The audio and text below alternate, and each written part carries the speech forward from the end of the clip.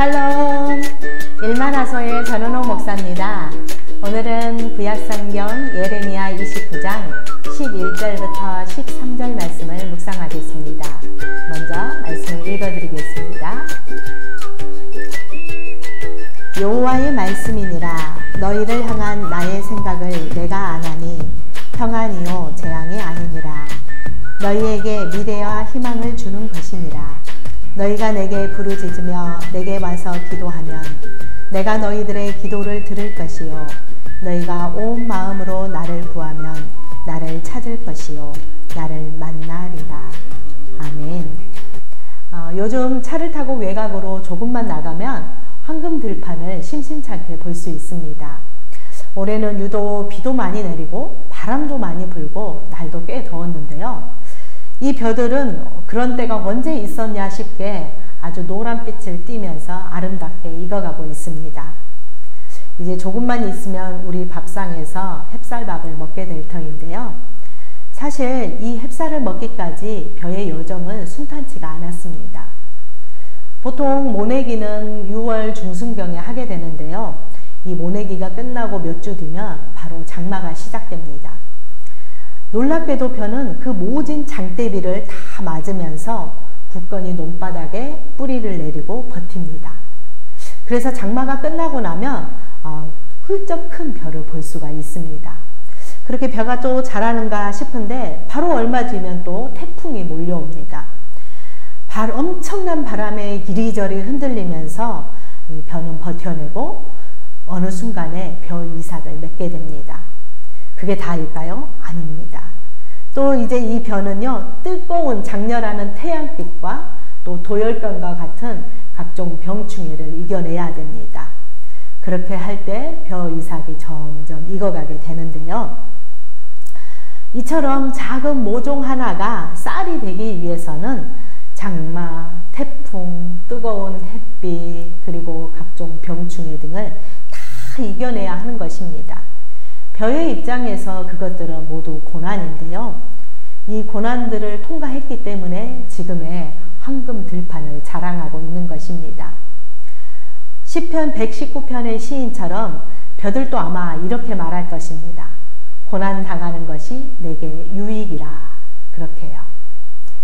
벼뿐만 아니라 우리의 삶의 과정도 고난의 연속입니다. 사실 고난을 누가 좋아하겠습니까? 괴로울고 어려울 난이라는 이 한자어 뜻풀이가 알려주듯이 고난은 그 의미만으로도 벌써부터 마음이 힘들어집니다. 그런데 이 고는요, 괴롭다는 뜻 외에 쓰다라는 뜻도 있고요. 또 난도 어렵다는 말 뜻 외에도 또 꺼리다라는 뜻도 가지고 있습니다. 그만큼 쓰고 꺼려지는 것이 고난이라는 뜻이겠지요. 이스라엘 백성들의 삶도 고난의 역사였습니다. 그들은 고난을 수차례 겪었는데요. 당신의 백성을 단련시키기 위한 하나님이 허락하신 고난도 있었지만 대부분은 하나님이 아닌 다른 우상을 의지하였기 때문에 고난을 자초한 경우가 많았습니다. 하나님의 백성이라는 정체성을 버리고 우상을 섬겼을 때 하나님은 여러 명의 선지자들을 보내셔서 수차례 경고하셨습니다. 하나님께 돌아오라고요. 하지만 이스라엘 백성들은 그 말을 듣지 않았습니다. 이때 하나님께서는요, 아수르를 보내셔서 먼저 북이스라엘을 멸망시키셨습니다. 그리고 이를 반면교사로 삼지 않았던 남유다도 바벨론을 통해서 멸망시키셨습니다. 유다 백성들은 자신들의 고향을 떠나서 바벨론의 포로로 끌려가서 거기에서 살아야만 했습니다. 선지자 예레미야는 그 바벨론에 있는 포로들에게 편지를 썼습니다. 예레미야 29장이 바로 그 내용인데요. 예레미야는 하나님의 때가 차기까지 그곳 바벨론에서 집을 짓고 거주하면서 또 논밭을 일구고 거기에서 나는 수확물을 먹으면서 그리고 자녀들을 낳고 살라고 하였습니다. 하나님께서 약속하신 70년이 되면 예루살렘으로 다시 불러올 테니 거짓 선지자들이 하는 말에 현혹되지 말고 끝까지 묵묵히 기다리면서 그 땅에서 거주하라고 말씀하셨습니다. 이 기간은 이스라엘 백성들에게 훈련의 과정입니다. 바로 영적 훈련의 과정인데요.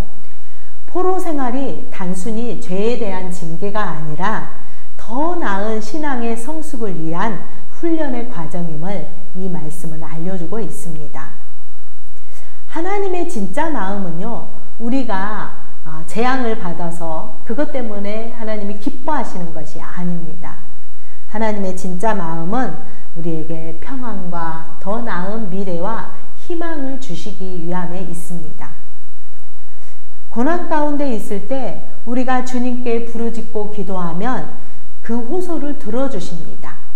주님을 온 마음으로 찾으면 만나주시는 분이 바로 하나님이십니다.